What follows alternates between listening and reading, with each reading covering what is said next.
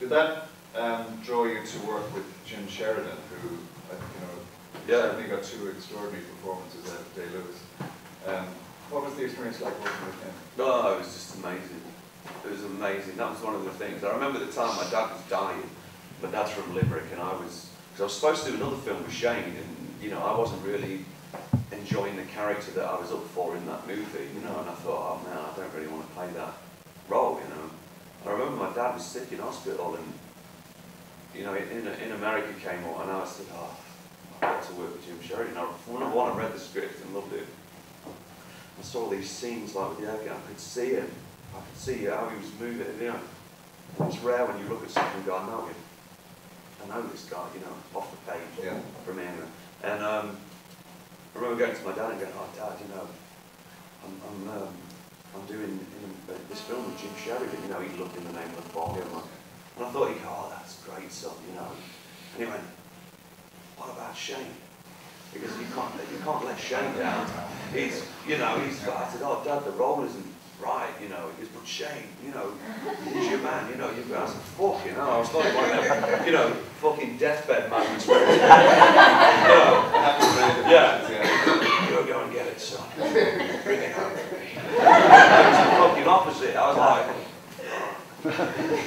sad. But, I remember, She defied your father's wishes. My fucking, I said, sorry, Dad, this is about me. Can you give us an insight into how Jim works? Well, my audition, I'll give you an insight to the audition.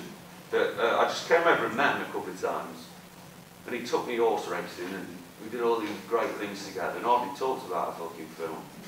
And then he says, can you come to LA, Paddy? I said, yeah, of course. And he flew me out to LA, and Samantha was making the Minority Report movie, she had no fucking eyebrows and a bald head and that, And he got us in a room together, he goes, stand together, and I stood with Samantha, and he got a video camera, he goes, put your arm around her. And I went like that, put my arm, and he goes, yeah, he's not good together. Yeah, he's got the job. That was the audition. Right. Hold on. Samantha looked like a fucking alien,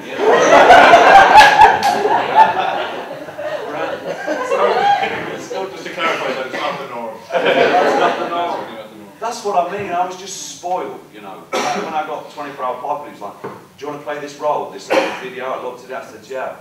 And I didn't have that audition process. I was just lucky, really. Yeah. And then I got to Jim's set, and I never looked at the script again after the first day on that set.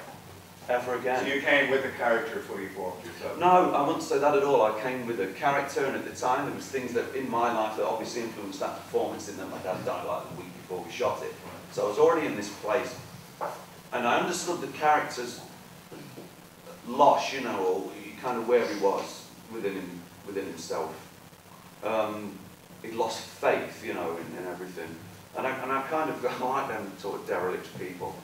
But I sort of knew, but no, Jim again, it just creates the world, and he's hands-on and just an amazing bloke to be with. And I wouldn't say I came with the character fully formed. It was our whole thing was just a journey from beginning to end.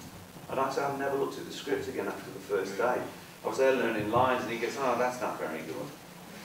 Anyway, this is not talking story structure-wise, but sometimes it looks embarrassing. And I thought, that's why everybody works like that. I remember, I think he's probably, because my dynamic with Shane's very different. We've got a lot of history, and what we've got works a certain way. But I've never been thrown so many curveballs as I have when I work with Jim Sheridan. I remember once I was at the scene where I was being mugged, and the actor was kind of trying to mug me, and doing, no, that's not it. And I remember he mugged me in the hallway, and he ended up like standing there with his fucking top off, and his tits out, and he's like, and I was like, he's that much of a whirlwind. And there was one morning. Is that in the movie? That's not in the movie, no. It fucking should have been. But and then the other bit was the other memory I've got of Jim was after we did the love scene in the movie. There's a bit where we're lying together. I remember they had to do some pick-up shots, and Samantha wasn't on set, so I remember I did them with Jim. So I'd be going, you know, what is it? And he'd be going, Chives. I remember that fondly. So when it was to me, actually, Jim's lying next to me going,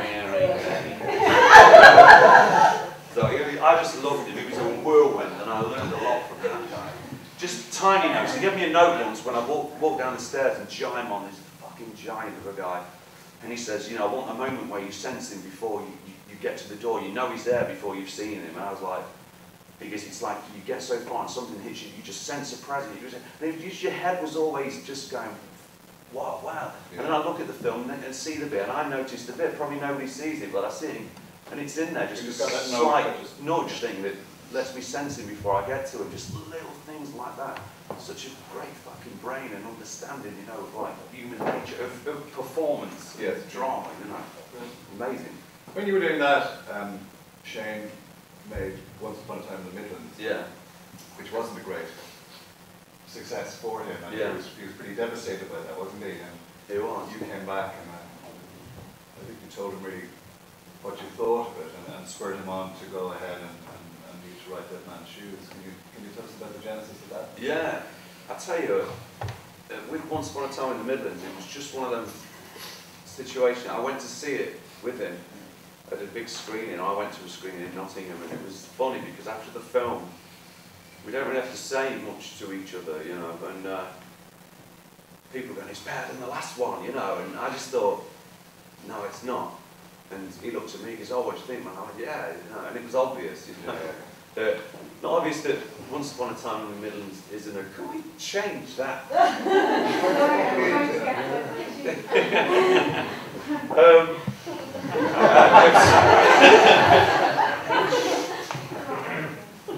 It was just, I knew he'd just, but no, I was just saying, he just hadn't made a film from his heart. He tried to do what a lot of people do, and there's no fucking harm in it. You know, you got to do it. You got to drop the ball. You got to go into territories that. And he tried to make a film with a bigger budget and a more of a named cast. And he realised that by doing that, probably there's more constraints. You're catering not only with. See, Shane's got a great knack of when he casts people, they're in a position where they're fucking eager and they want to be on his set.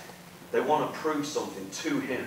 Yeah. So that was me, and it's still me now, and it's Andrew, Toby, Thomas Turgoose, and Steve Graham. You know, everybody on the sets wants to prove something to Shane. So when he was in a situation when he had actors and he was dealing with lots, I don't think he could cope with that side of it.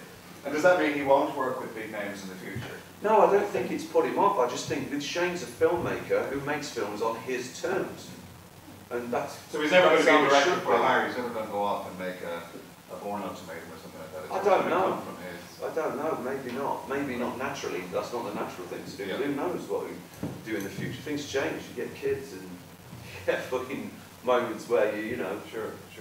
You want to make a few bob here and there. And so who knows? But I doubt it. I'd say I doubt it. Okay.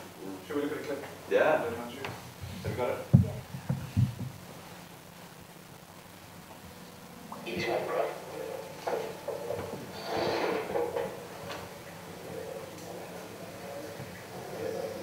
Hi guys. Alright. Fucking great girls, man. Yeah.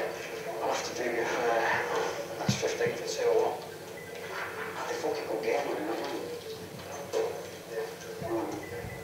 Enjoy yourself, man.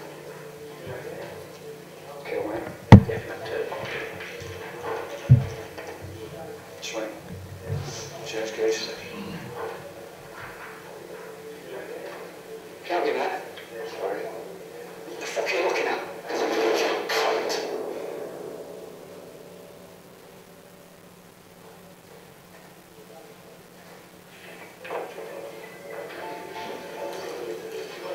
See you later.